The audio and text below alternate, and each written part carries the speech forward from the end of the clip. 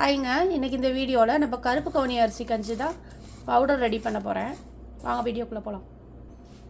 நம்ம இந்த powder prepare பண்ணி வச்சுட்டோன்னா எப்போ வேணால் நம்ம கஞ்சி காய்ச்சிக்கலாம். ஸோ அதுக்கு தான் இன்றைக்கி நான் ரெடி பண்ணிகிட்ருக்கேன். இதுக்கு நான் 1 கப் கருப்பு கவுனி அரிசி எடுத்திருக்கேங்க. இதிலே நான் 1/2 கப் பூங்கார் ரைஸ் போட்டிருக்கேன். இது வேணும்னா பூங்கார் ரைஸ் நீங்கள் சேர்த்துக்கலாம், இல்லைன்னா விட்டுடலாம். இந்த கருப்பு கவுனி அரிசியில் பார்த்திங்கன்னா நிறைய ஆன்டி ஆக்சிடென்ட் இருக்குங்க. ரெட் ரைஸ்லேயுமே இருக்குங்க. ஸோ நான் அதையும் ஆட் பண்ணியிருக்கேன். ரெட் ரைஸில் அயன் அதிகமாக இருக்குது. கருப்பு கவுனி அரிசியை பற்றி உங்களுக்கே தெரியும்.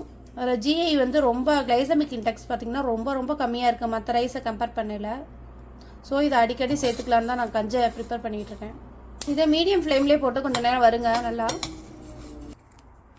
இப்போ இதுக்கு நல்லா வறுத்துருச்சுங்க, பொரிய ஆரம்பிச்சிருச்சு. இந்த ஸ்டேஜில் என்ன பண்ணுறீங்க, 1 டேபிள் ஸ்பூன் மிளகு காரத்துக்காக சேர்த்துக்கலாம். அப்புறம் ஃப்ளேவருக்கு ஜீரகம் 1 டேபிள் ஸ்பூன் சேர்த்துக்கோங்க. இதை நீங்கள் தனியாக வறுத்துட்டு கூட கடைசியாக ஆட் பண்ணி அரைச்சிக்கலாம்.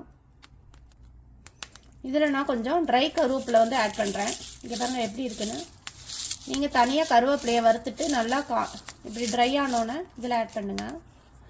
நல்லா இது வாசனையாக இருக்கும். கருவேப்பிலையுமே நம்ம உடம்புக்கு ரொம்ப நல்லதுங்க, டைஜஷனுக்கு நல்லது. இதில் அயன் இருக்குது, எல்லாமே இருக்குங்க. இதெல்லாம் இதையும் ஆட் பண்ணிட்டீங்கன்னா டேஸ்ட்டும் நல்லாயிருக்கும் நம்ம கஞ்சி. இதை பசங்க சாப்பிட மாட்டாங்க அந்த கஞ்சி. இது எங்களுக்காக தான் ப்ரிப்பேர் பண்ணிகிட்ருக்கேன். ஒரு நாள் விட்டு ஒரு நாளாவது சாப்பிட்லான்னு ப்ரிப்பேர் பண்ணிகிட்ருக்கேங்க. இது நல்லா வறுபட்டுருச்சுங்க. இது ஆறணுன்னே உங்கள்கிட்ட மிக்சியில் போட்டு அரைச்சிட்டு உங்கள்கிட்ட காட்டுறேன். இப்போ நம்மளோட கருப்பு கவுனி கஞ்சி பவுடர் ரெடி ஆயிடுச்சுங்க. இன்னொரு நாள் நான் உங்களுக்கு கஞ்சி ப்ரிப்பேர் பண்ணல உங்களுக்கு நெக்ஸ்ட் வீடியோ எடுத்து போடுறேன். பாய்ங்க, நெக்ஸ்ட் வீடியோவில் பார்க்கலாம்.